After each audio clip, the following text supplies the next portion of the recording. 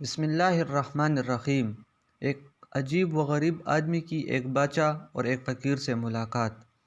حضرت وہب بن منبع رحمۃ اللہ علیہ کہتے ہیں کہ ایک بادشاہ تھا جس کا ارادہ اپنی مملکت کی زمین کی سیر کا اور حال دیکھنے کا ہوا۔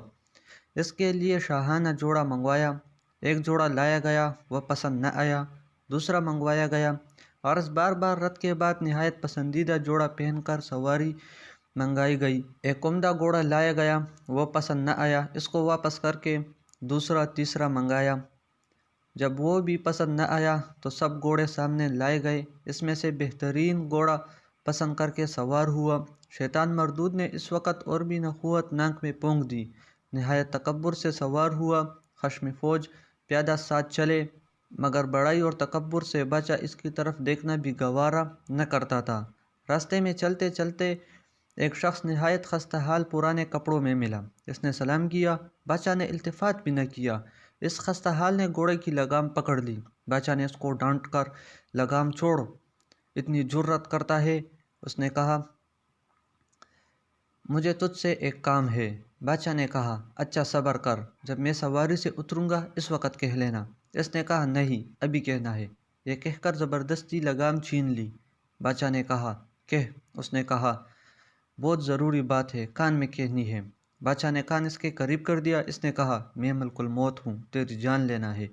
یہ سن کر بادشاہ کا چہرہ پھک اڑ گیا اور زبان لڑکھڑا گئی۔ پھر کہنے لگا، اچھا، مجھے اتنی مہلت دے دے کہ میں گھر جا کر کچھ اپنے سامان نظم کروں، گھر والوں سے ملاقات کروں۔ فرشتے نے کہا، بالکل مہلت نہیں ہے، اب تم اپنے گھر کو اور سامان کو کبھی نہیں دیکھ سکو گے۔ یہ کہہ کر اس کی روح قبض کر لی۔ گھوڑے پر سے لکڑی کی طرح نیچے گر گیا۔ اس کے بعد وہ فرشتہ ملک الموت ایک نیک مسلمان کے پاس گیا، اور وہ بھی کہیں سفر پر جا رہا تھا۔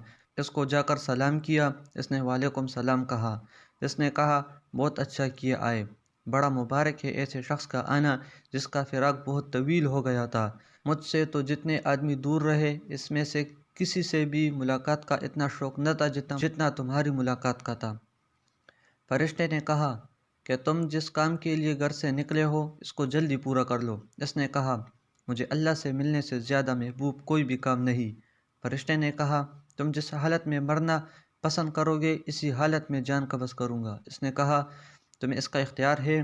فرشتے نے کہا، مجھے یہی حکم دیا گیا ہے کہ تمہاری خوشی کا اتباع کروں۔ اس شخص نے کہا، اچھا، میں وضو کر کے نماز پڑھتا ہوں، اور جب میں سجدے میں جاؤں تو میری روح قبض کر لینا۔